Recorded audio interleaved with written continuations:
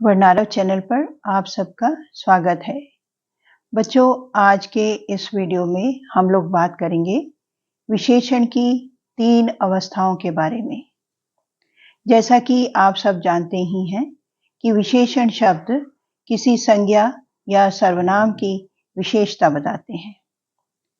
विशेषणों द्वारा जिन वस्तुओं या प्राणियों के गुण दोष बताए जाते हैं, वे गुण दोष किसी में कम तो किसी में ज्यादा भी हो सकते हैं। गुण दोषों की इस न्यूनता या अधिकता को तुलनात्मक ढंग से ही जाना जा सकता है। इसलिए तुलना की दृष्टि से विशेषण शब्दों को 3 अवस्थाओं में विभाजित किया गया है। पहली अवस्था है मूल अवस्था, जिसको इंग्लिश में पॉजिटिव डिग्री भी कहा जाता है। दूसरी है उत्तर अवस्था यानी कंपैरेटिव डिग्री, और तीसरी है उत्तम अवस्था, जिसको सुपरलेटिव डिग्री भी कहा जाता है। बच्चों, विशेषण की पहली अवस्था है मूल अवस्था। इसमें वस्तुओं या प्राणियों की केवल सामान्य विशेषता ही प्रकट की जाती है। कोई तुलना वगैरह इसमें नहीं होती है। जैसे लड़का अच्छा है, दीवार ऊंची है, राधिका मोटी है, राजू बलवान है या बहुत बलवान है। जबकि उत्तर अवस्था, जो कि दूसरी अवस्था है, इसमें 2 व्यक्तियों या 2 वस्तुओं के गुणों या दोषों की तुलना की जाती है। जैसे सविता गीता की अपेक्षा ज्यादा समझदार है। इसमें सविता और गीता की समझदारी की तुलना की गई है। इसी तरह मोहित शोभित से अधिक मोटा है। मेरी बहन तुमसे अधिक सुंदर है।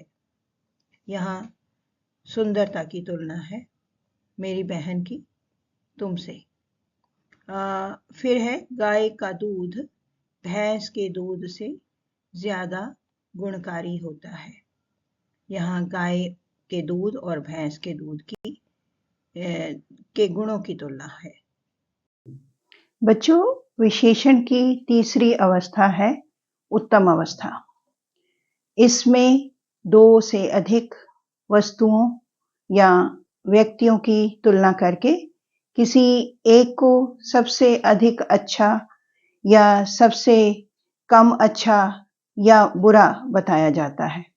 जैसे एक उदाहरण देखिए, पंजाब में देश का अधिकतम अन्न उगाया जाता है। यानी पंजाब जो है अधिकतम अन्न उगाने वाला राज्य है, सबसे ज्यादा अन्न उगाने वाला राज्य है। तो उसके बाद है रोहित अपनी टीम का सबसे अच्छा खिलाड़ी है। यहाँ रोहित को सबसे अच्छा खिलाड़ी बताया गया है। तो उत्तम अवस्था में यही होता है कि किसी एक को सबसे अच्छा या सबसे बुरा बताया जाता है। इसी प्रकार मेरा मित्र अपने परिवार में सबसे ज्यादा परिश्रमी व्यक्ति है।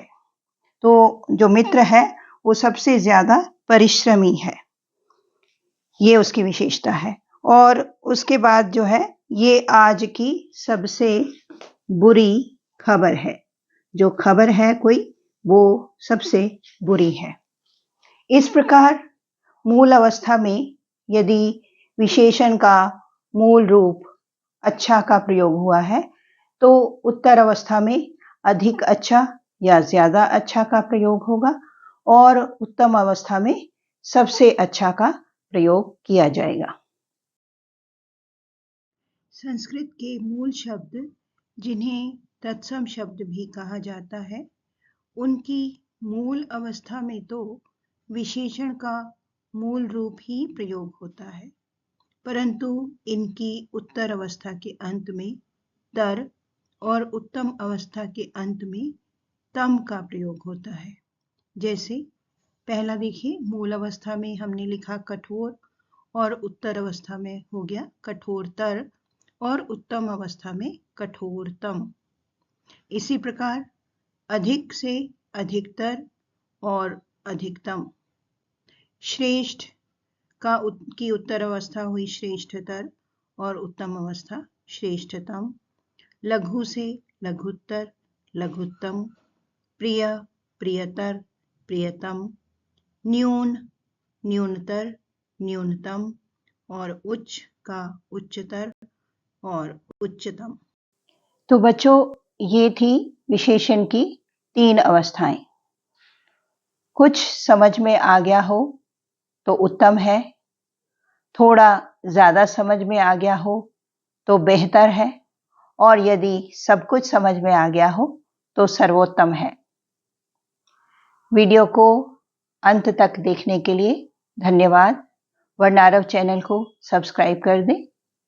जय हिंद।